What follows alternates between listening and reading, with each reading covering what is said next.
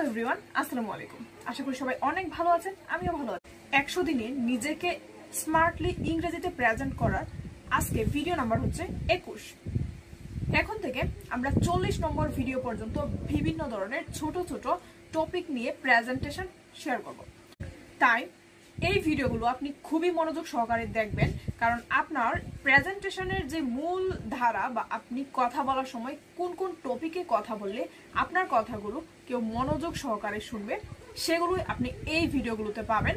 এবং আমরা জন্ম থেকে কথা বলা শিখি মাত্র 2 বছরে, কিন্তু সেই কথাগুলো গুছিয়ে কোথায় কোনটা বলতে হবে সেটা শিখতে লাগে আমাদের অনেক অনেক বছর, এমনকি মৃত্যুর আগ পর্যন্ত অনেকে সেটা শিখতে পারে না।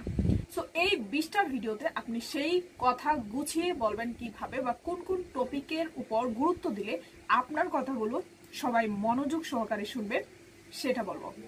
সো শেষ পর্যন্ত ভিডিওটা দেখবেন এবং নতুন হয়ে থাকলে সাবস্ক্রাইব করবেন।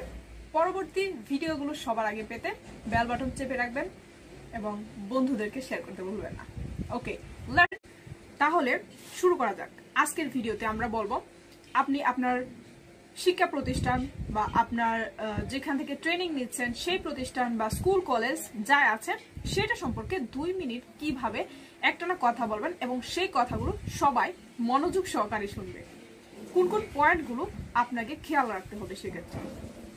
Let's start. প্রথমে আপনি একটা ইন্ট্রোডাক্টরি লাইন বলে নেবেন এইভাবে, hello everyone, this is Moni Akter and now I'm going to talk about my school, my village, my college and my educational institution. সেক্ষেত্রে প্রথমে আপনি যে প্রতিষ্ঠান সম্পর্কে বলতে চাচ্ছেন তার নাম এবং সেটা কোথায় অবস্থিত সেটা বলবেন।